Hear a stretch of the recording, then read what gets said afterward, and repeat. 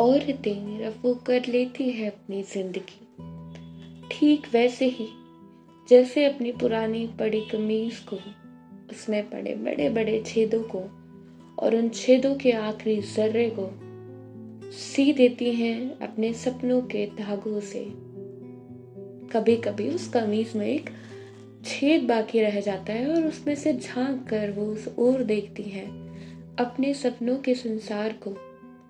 जब एक खिड़की के जैसे दिखता वो छेद उन आंखों को उस दुनिया में लेकर जाता है, तो कुछ दूरी तक तो दिखता है सब कुछ साफ साफ, पर जैसे ही एक अंतर मन वहां तक पहुंचता है तो सब अंधकार में शून्य दिखाई देता है।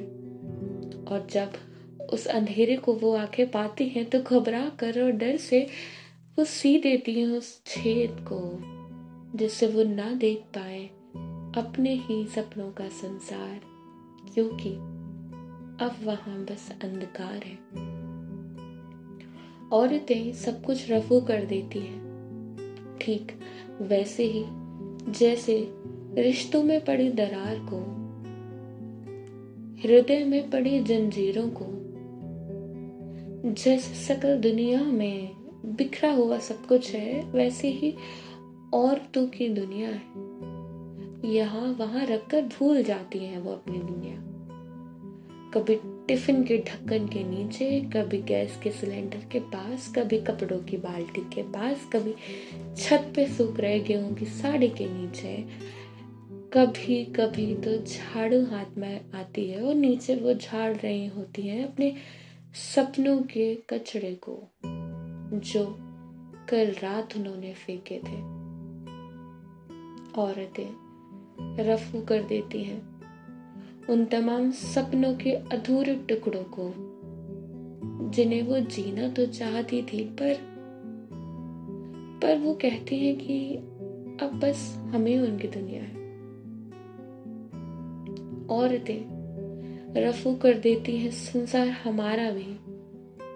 औरतें रफू कर देती हैं ये दुनिया का प्यार। औरतें रफू कर देती हैं मेरी तुम्हारी मुश्किलें, रख कर बादल पर अपने हाथ, कांपती हुई उंगलियों से जब वो रफू कर रही थी, तब मैंने देखा एक उंगली के कोने में चिपका हुआ था एक सपना, मतलब धागा, जिसको वो कहती है कि ये मेरे सपनों से बना है। जब मैंने उस धागे की लट को निकाला तो देखा साथ में बहा है खून का एक जर्रा।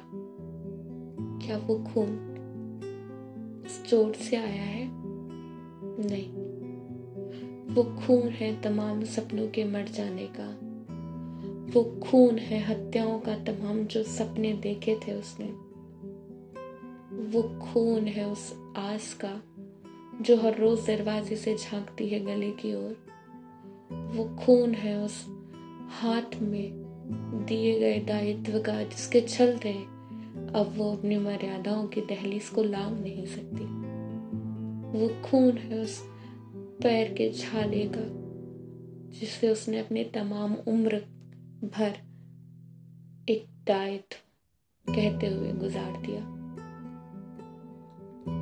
क्या मेरा और तुम्हारा अपनी चीजों को रफू करने केवल उन औरतों को देना सही है क्या?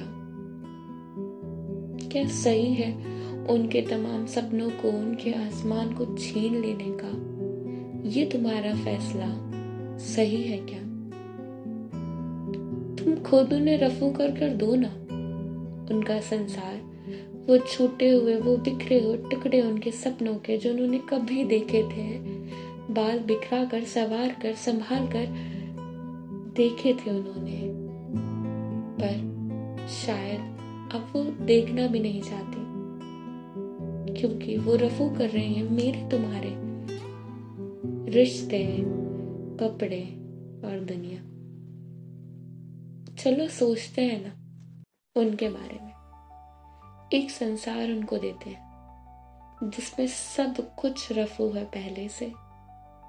उनके सपने, उनकी दुनिया, उनका दायित्व, उनका प्यार, उनके रिश्ते, सब कुछ एकदम ठीक ठाक, क्योंकि औरतें रफू कर देती है ना मेरी तुम्हारी जिंदगी की हर तकलीफ, हर मुश्किल। एक धागा तुम भी अपने प्यार का लगा दो।